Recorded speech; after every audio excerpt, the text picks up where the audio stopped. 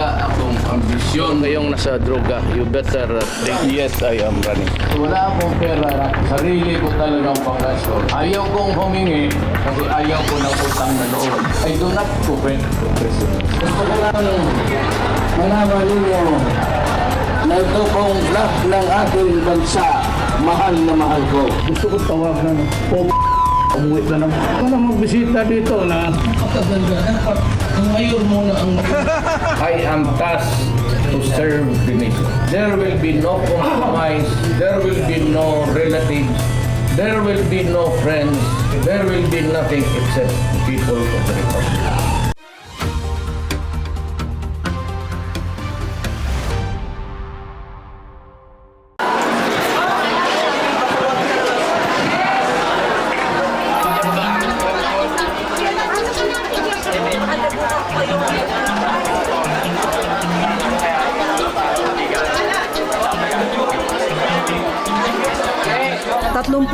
% ng mga botante o nasa 16 na milyong Pilipino ang nagluklok kay Rodrigo Rody Duterte bilang ika-16 na Pangulo ng bansa. Rodrigo Duterte! God bless our new President, Rodrigo Rody Duterte. Kaliwat kanan ang mga pagdiriwang sa kanyang landslide na panalo.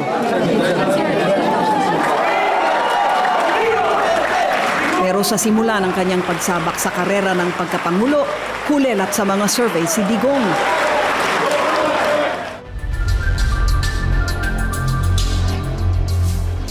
At ang kanyang biyahe papuntang Malacanang maihahalin tulad sa isang roller coaster ride.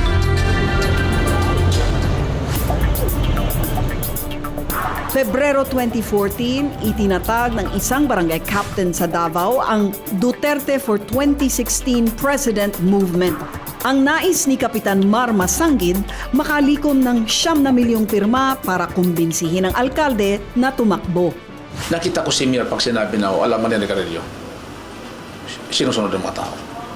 Pag sinabi ni Mir na walang magpaputok during December, yun din sinusunod ng mga tao. The only person can unite the Filipino people.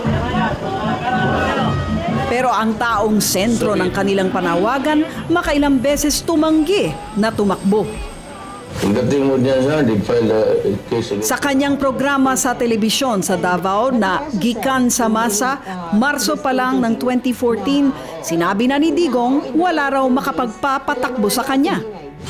Hindi nagpatinag ang supporters ni Digong. Ipinakita nila ang kanilang puwersa sa isang rally sa Davao noong March 29, 2014. Nahigitan din nila kalaunan ang kanilang target. 11 milyon ang pumirma sa kanilang panawagan. Pero matindi pa rin ang pagtanggi ng alkalde na ikinadismaya ng kanyang mga supporter. Alam mo nung palaging umatras si Mir Duterte, pati yung mga tao na mga Dabawenyo, umatras rin. Parang suntok sa langit itong ginagawa namin. Setyembre 2014, inalok ni Senadora Miriam Santiago si Digong na maging bise nito. Pero kahit yun, tinanggihan ni Duterte. I'm really flattered, honored by the declaration of Senator Santiago. But unfortunately, I said, I am not good for national office. And besides, I intend to retire after this term. Nanahimik ang mga panawagan kay Duterte sa pagtatapos ng 2014. Hindi ako tatakbo ng presidente. Wala akong ambisyon maging presidente. Pero sa pagpasok ng 2015, naglunsad ang alkalde ng tinawag niyang listening tour, kung saan nilibot niya ang mga vote-rich areas ng bansa upang isulong umano ang federalismo. Pero maraming pumuna na tila hindi talaga federalismo ang layunin ng listening tour, kundi ang pulsuhan ang mga botante. Nung initially, umiikot siya, yung tinatawag niyang listening tours, ginawa niya yun sa federalism. Kahit hindi maintindihan ng tao ano ba yung federalism, dahil bago. Bakit niya ginagawa yun? Oo, di ba? Hindi naman siya nagsasabing, tatakbo ako. Hindi, nakikinig lang ako. Kinukuha ko ang pulso ng taong bayan. And then, siguro ang isang very strategic move doon, na-entice ang tao kasi may isang taong umiikot pero hindi naman tatakbo. So, naaangat yung emotion na, uy, may taong taga Mindanao, lalaban. Sino ba yan?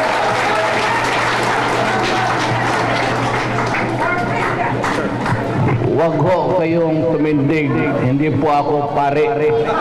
Bagamat mariing itinatanggi ng kampo ni Duterte na namumulso lang sila noon, kalaunan ay inamin nila na dito nila unang nakitang malakas ang hatak ni Mayor Rodi. Ito'y ayon na rin mismo sa kanyang executive assistant na si Bongo. Pero alam mo, walang nakikinig sa federalism. The interest of the people one space. Sabi ko, Mayor, parang hindi masyado nakikinig yung tao about, they're not interested about what you're saying on federalism. Interesado sila kung ano yung pinagsasabi mo. Iba yung karisma ni Mayor sa publiko. Malalaman mo, nakikinig talaga sila. Patuloy siyang umikot at doon niya naramdaman na talagang minamahal siya ng tao. Nakapagtataka rin na sa kabila ng pagiging isang umano'y simpleng listening tour, namumudmod ang kampo ni Digong na mga t-shirt, boulder bracelet, stickers at magazines na mistulang mga campaign paraphernalia. At sa lakas ng sigawan, aakalain mong isa itong kampanya. Pero tila bingi o nagbibingi-bingihan sa mga paulit-ulit na sigaw at panawagan ang anak ng Mindanao. May medical issues na rin ako, matanda na ako. Had God wanted me to be mayor, president, He would have opened the door for me when I was younger. I have the brilliance of Marcos. I don't have yung wit ni Santiago. Ako, paupuin mo dyan. Sa kaliit-liit kong itong taga Mindanao, hindi ako papayag, mapahiya ako. Wala akong pera, sarili ko talagang panggastos. Ayaw kong humingi kasi ayaw ko ng utang na loob. I do not covet the presidency. Sa kabila nito, mahilig magpahaging ang alkalde sa mga matutunog na pangalang tatakbo sa eleksyon. Maruhas, hindi ko na nakita si Mark. Kailangan niyo si Mark? Po, good. Sis Escudero, good. Mar, good. Binay, good. Si Duterte, very good. Ilan ba ang score ni Binay ngayon? 32? Kung mag-82 ako, takbo ako. Hindi rin siya umaatras sa tuwing matatanong kung anong gagawin niya sakaling maluklok bilang pinuno ng bansa. Gumawa na kayo ng maraming punerarya dito. Patay lahat. Ordinaryo lang ako na killer. I will close Congress.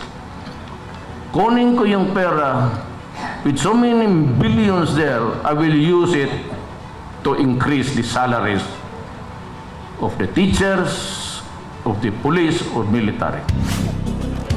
Agosto 2015, 9 na buwan bago mag-eleksyon, umiinit ang politika. Si Senator Grace Poe akmang tatakbo na bilang presidente at nakikipagpulong sa mga partidong pwedeng magdala sa kanya. Si Mar Rojas naman naghahanap ng kapalit ni Senator Poe bilang kanyang running mate.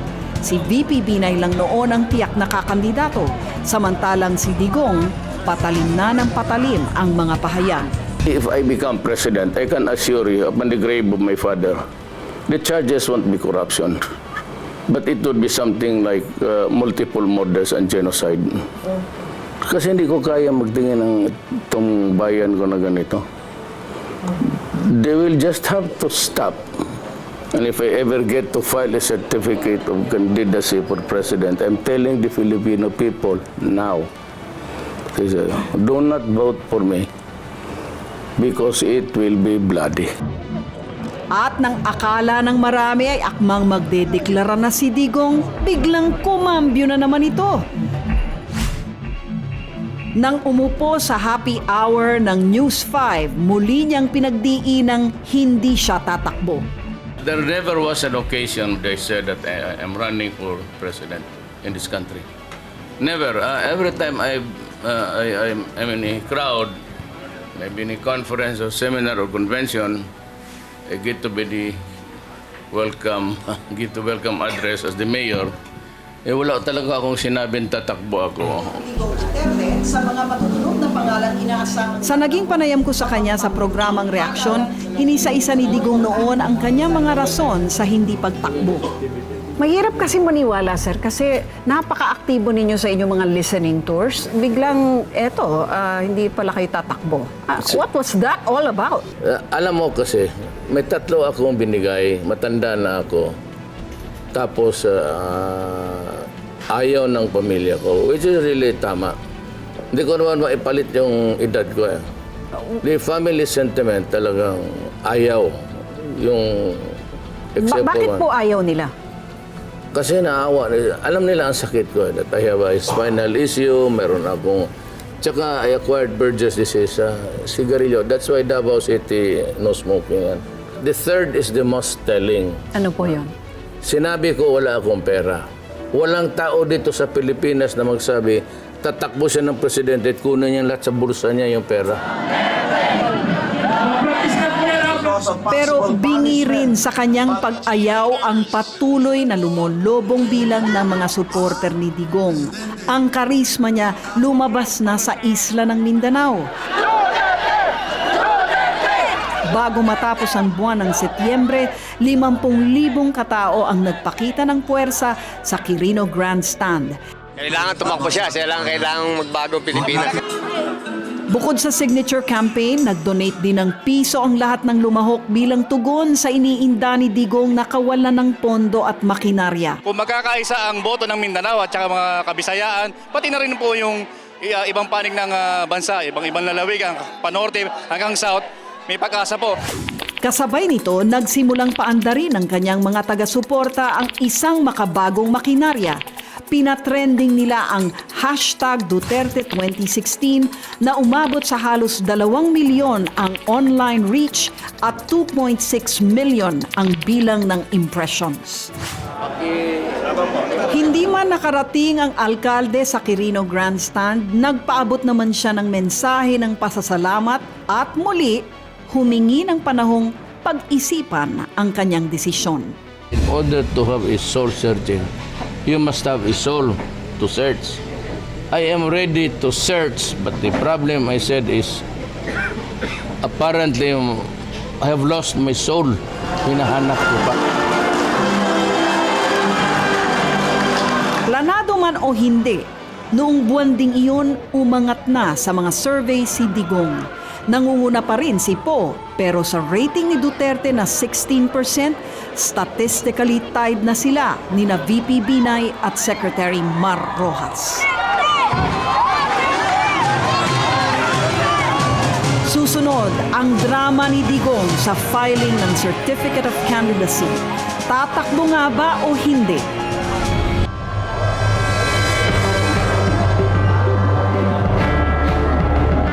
Buwan ng Oktubre 2015, dumating ang linggo para sa pagsusumite ng Certificate of Candidacy o COC ng mga nagnanais kumandidato.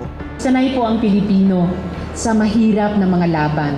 Nagpalipas ng magdamag sa harapan ng tanggapan ng COMELEC sa Maynila ang ilang supporter ni Davao City Mayor Rodrigo Duterte. Pinakainabangan ang magiging pasya ni Davao City Mayor Rodrigo Duterte.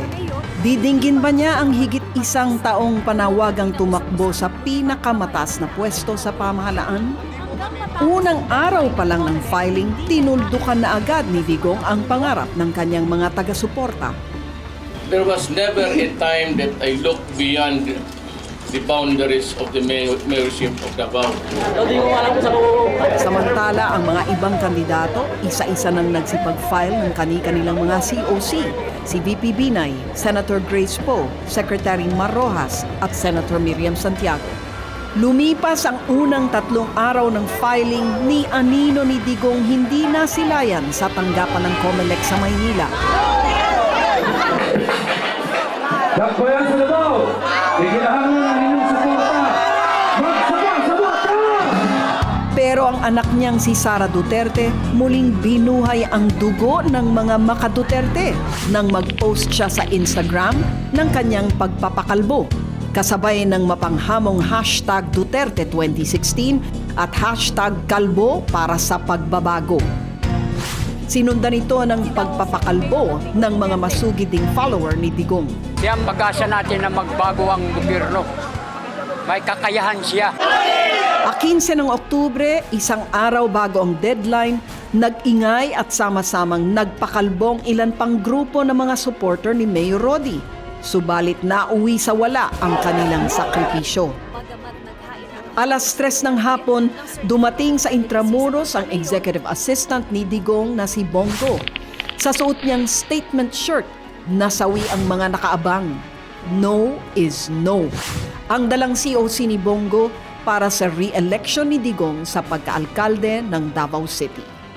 Last message ni Mayor, ingon niya, thank you, but I have decided to run for Mayor of Davao City again.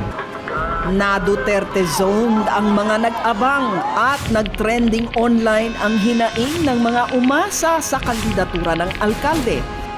Pero sadyang may mga matitindi ang pananalig. Kahit mag-file ng Certificate of Candidacy sa Davao si Mayor, meron ding option na pwedeng si Madam Sara yung mag-file dito. Okay? And we know the fact legally na ang substitution hanggang December pa. Kinabukasan, October 16, huling araw ng filing ng Certificate of Candidacy. Nagpalipas ng magdamag sa tanggapan ng COMELEC ang mga supporter ni Digong. Umugong ang usap-usapan, lilipad daw pa Maynila ang alkalde. Hindi po kami natitinag doon sa ginawa niyang filing ng mayoral candidacy. Sapagkat naniniwala po kami sa kanya kung anong tinatakbo ng isip niya, uupo yun, wala po kami pagdududa doon. Nabuhayan pa sila ng loob nang mag-post na naman sa Instagram si Inday Sara, larawan ng kanyang COC para sa pagkaalkalde ng Davao. Sa pagpatak ng bawat oras, nahaluan ng duda ang pag-asa ng mga naghihintay. Sisipot nga kaya si Digong? Isipin mo siya lang talaga yung tumatakbong politiko na parang yung mga tao yung pumipilit. Hanggang sa sumapit ang alas 5, walang dumating na Rodrigo Duterte. Pagtatapat ni Bongo, kalaunan maging siya, sinubukan pang kumbinsihin ang alkalde pero bigo sila. May one last try ako nung that day, sabi niya, hindi ko, Mayor, baka magbago isip mo. Sabi niya, isa ka pa. Sabi niya, nag-usap na tayo. Tapos na usapan natin dyan, hindi talaga ako tatakbo. That was the longest 12-hour my life. Hindi ko maintindihan na naiihi ako, na hindi ko naintindihan, nararamdaman ko, I'm so tense. Sa kabila nito, hindi pa rin namatayan ng pag-asa si Bongo at ilang malalapit na kaibigan at kaalyado ng mayor. Nakaisip sila ng paraan. Iminungkahi sa liderato ng PDP laban ang kanilang huling alas. Kung sinabihan ko si Senator Coco Pimentel, sabi ko, Sir Coco, hindi talaga pupunta si Mayor sa Manila. Nandito lang po kami sa Davao. We are unprepared na lumipad dyan. Kung gusto mo, ito, a mere suggestion only. Sabi ko, mag-file kayo ng substitution, pero wala akong assurance na papalit si Mayor. Nakinig ang liderato ng partido.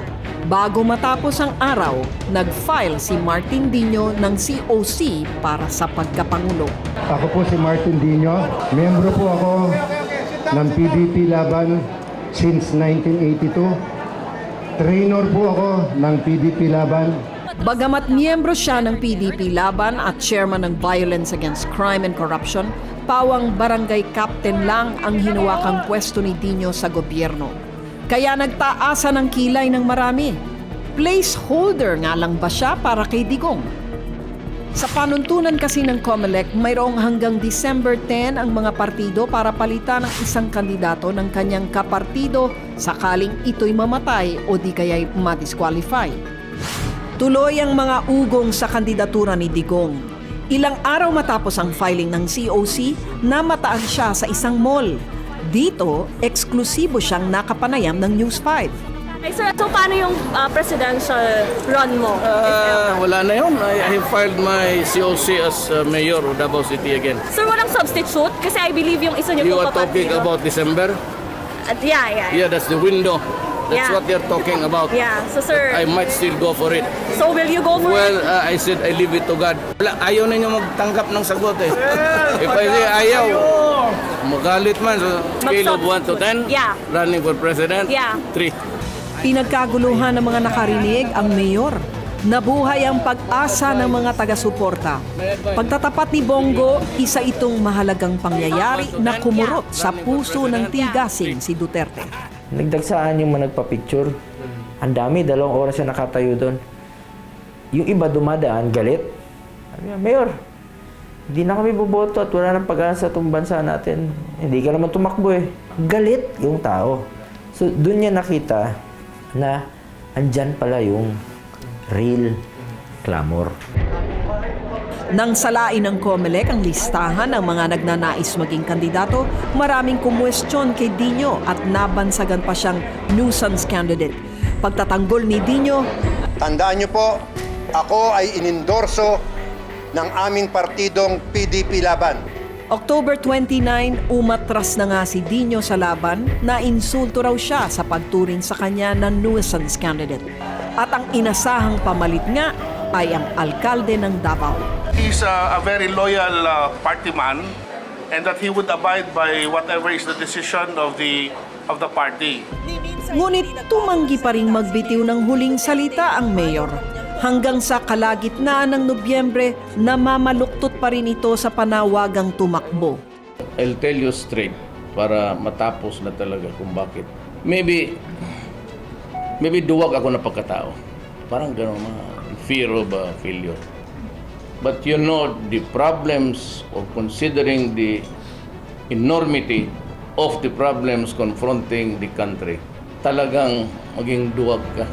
Habang naghuhunos dili ang mayor, umarangkada naman ang mga kasong disqualification laban kay Senator Grace Poe. Naliko ang atensyon ng publiko sa Senado kung saan dinidinig noon ang kandidatura ni Poe. Sa puntong ito, akala ng marami tuluyan ng magagarahe ang biyaheng pampanguluhan ni Mayor. Ngunit nang paboran ng Senate Electoral Tribunal ang kampo ni Poe, ginulat ni Digong ang lahat sa kanyang deklarasyon. I do not like the ruling of the set. The treaty says that founding should be given citizenship by the country where they are found. Period. Kaya matapos ang ilang buwang hulaan kung tatakbo nga ba siya sa pagkapangulo o hindi, Nobyembre 23, 2015, tinanggap na ni Digong ang hamon. Yes, I am running. But the formal declaration would be made by the PDP. Susunod, 5 buwan bago maghalalan, dehado na sa oras, dehado pa sa pera, magawa kayang humabol ng anak ng Mindanao. Ang presidente ng Pilipinas, kayong mga durugista, yung araw na yan, magbigti na kayo. Kung anong bagal ni Digong magpasya sa pagtakbo ay siya namang tulin niya sa pagpili ng pangunahing plataporma.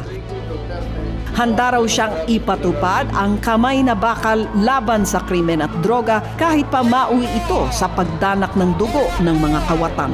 If you have a better idea, then let me know and I will adapt it. I've been in this business, I said, for 22 years. I should know the rules of the game. Bakit pa kayo takot dyan sa kiling-kiling na yan?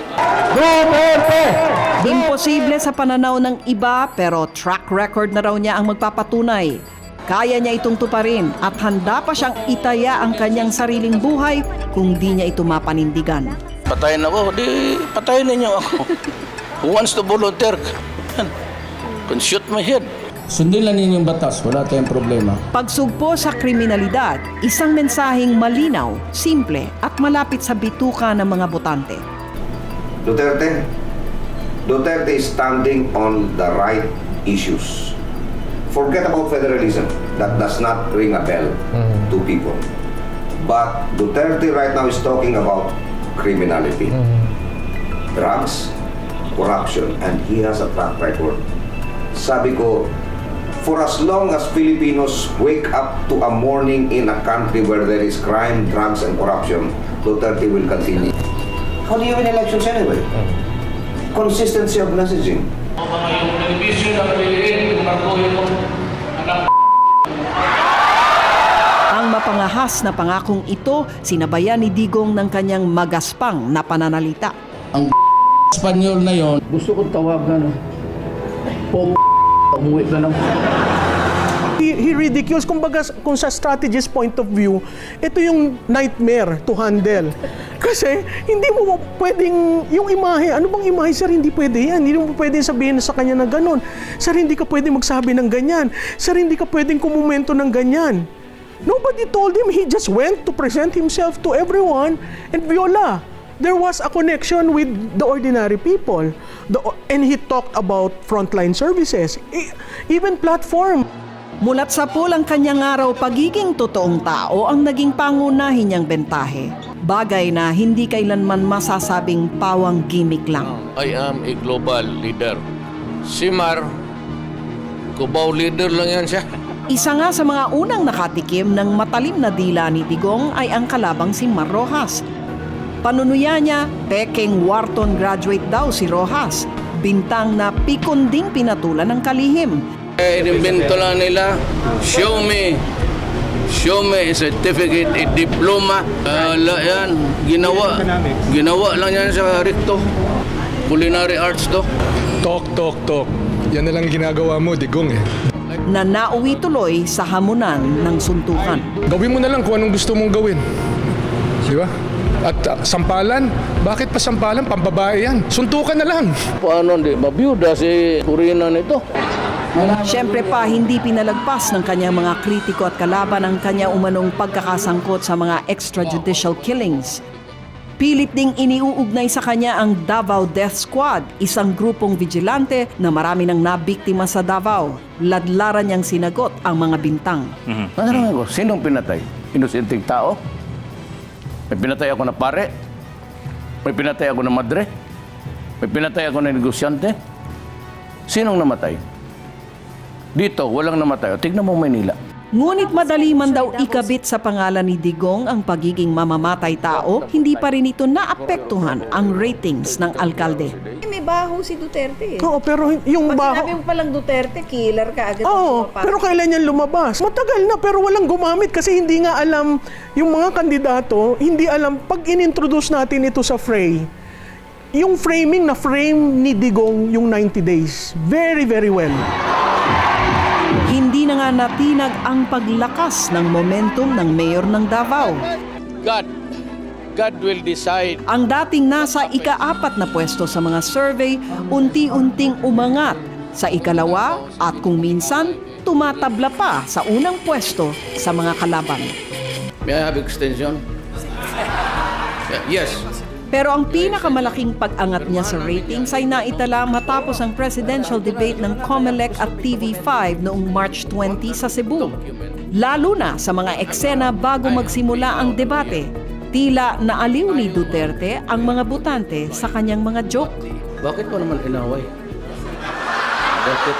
Bakit mo naman inaway? Wala akong inaaway. Hindi ba magkasama kayo sa isang kwarto? Ano nangyari? Wala. Sinabihan ako gustong palitan ng rules pero kaya nagantay lang kami nasabihan kung tuloy o hindi. Bakit naman nila ayaw tayong magsama sa isang kwarto? Pwede naman. Nagtataka din ako eh. Ikaw ata nagsabi, huwag mong ipapasukin si Duterte dyan. Nauna ka sa akin dito. Yung convoy mo, sinusundan ko. Pero Ako maski na sino makasama ko sa kwarto, basta matino. ako na yun.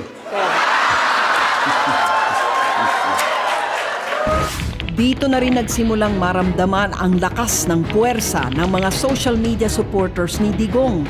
Naging maanghang ang sagutan ng mga tinawag na Dutertards at Noytards. Ang mga dating magkakaibigan, nagkakasiraan dahil kay Duterte. We do not encourage this. In fact, from the very start, sinasabihan na namin ang mga supporters namin sa social media to behave well. May mga protocols tayo dapat na sundin. No? Is it really Pero- something you can control, Mr. Lavinia? No, we cannot. Also, there are trolls. There are fake sites. There are fake social media operators. No? Sumasakay sa issues. Be adducing before the crowd documents. I understand that. Siyempre, yung mga nangyayari during the second debate, diba? You pick out a certain, siguro, mga 15 seconder, 30 seconder. In-edit yan naman. Ang bilis na mga volunteers namin mag-edit, yung best moment. Lalabas. Grabe reaction. Sobra yung millions yung nagsishare. Nagkiklik sa mga ganong summary. So sabi namin, okay to. Oo. And share, etc. Kung tutuusin, ni wala nga raw matinong sagot na nakuha mula sa alkalde kung usapin ng plataporma ang pag-uusapan. Bagay na ikinatataka ng political strategist ni Binay na si Malu Ticya. Kumbaga kami, naghihirap kami sa platform namin to present it adequately. During the debate, he was the best guy who came up with best sound bites. Kami, we're left hanging. Ano nangyari sa atin? I mean, kahit mo tingnan sa debate, yung 3 rounds ng debate, wala man siyang sinabi doon. Walang policy, walang introduction na platform. Inamin niya na, kokopyahin ko na lang yung inyo, ang gaganda ng inyo. I mean, kumbaga ikaw, antithesis yun. Pag ikaw yung strategist, how do you fight with such a candidate?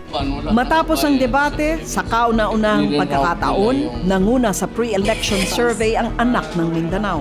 Nasolo niya ang liderato sa rating na 27%.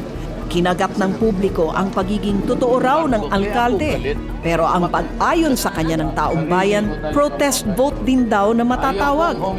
Hinalal natin ang isang dating senador na Noynoy Aquino, no?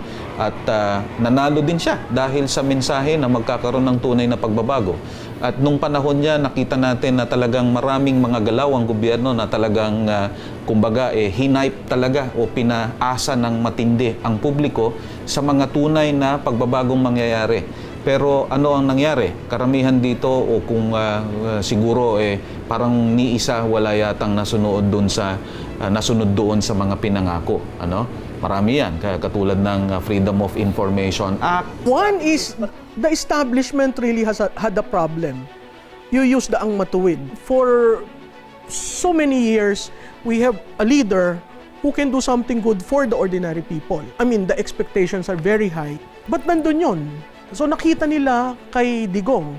Sabi ni Presidente Aquino, hindi daw protest vote yun sa kanya, maganda daw ang strategy ni Digong. So I go back, anong strategy ni Digong? You can point to several strategies, but there is no one dominant strategy. It's the authenticity. If authenticity is a strategy, Digong got it. Sa paglaki ng agwat ni Digong sa mga survey, umigting lalo ang tsansa ni Mayor na maging Pangulo. Sa puntong ito, akala ng marami sure win na siya. Hanggang sa magbitiw siya ng birong hindi biro. Pag nagalit ako kasi ni-rape, oo, isa rin yun. Pero ang pagkaganda, dapat ang mayor muna ang Yung sa rape comment, lumabas dito na talagang maraming nag-react. Pero ang lumalabas talaga, kasama ito doon sa personalidad ni President-elect at nagpaumanhin din siya dito. Tulad ng inasahan, hindi bumagsak ang rating ni Digong. Pero hindi na rin ito umangat. Gayunman, sinamantala ito ng kanyang mga kalaban. Ang ipinukol sa kanya, korupsyon. Akala nila hindi mabibisto yung pagpapanggap nila Pero ngayon, maliwanag yan. Hindi po nagpapanggap siya na mahirap, niloloko niya yung tao, pero may daang milyon siya sa bangko. Na nakapangalan sa kanya. Ganito ba ang gusto niyo? Kayo ang patayin ko. Sinundan pa ito ng isang anti-Duterte ad gamit ang panawagan ng mga paslit. Pero tila huli na ang lahat. Ang sigaw ng kampo ni Digong na #Duterte pa rin at #Duterte till the end ang nanaig. Whoever is with him is already with him. Solid na. Solid na. So, kaya i-affirm, ano mo na lang, i-affirm mo na lang that you are with Duterte till the end. Very Bisaya, no? Anong ba? Bisaya ba yun? Hindi, Duterte till the end. Meron pa namang isang ganun. Pero in the heat of the moment, we just said, sige, Duterte till the end.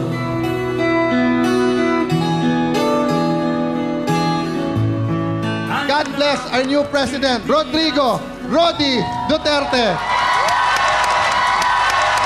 Maayong gabi sa inyong... It's a change in the sense that you have a winning candidate who is essentially an outsider. But when you say change in the real sense that there's a different government, hindi pa nagsisimula yung gobyerno, so we wouldn't really know. I am to ask the people is to give the new president the chance to prove himself that he could bring this government, be a responsive government to the needs of the Filipino people. Yung talks about him not finishing the term, I think we should help him ensure that he gets to finish the 6 years. Kasi tayo na naman ang lugi. Basta ako magsilbi ko ninyo. Magsilbi ko ninyo.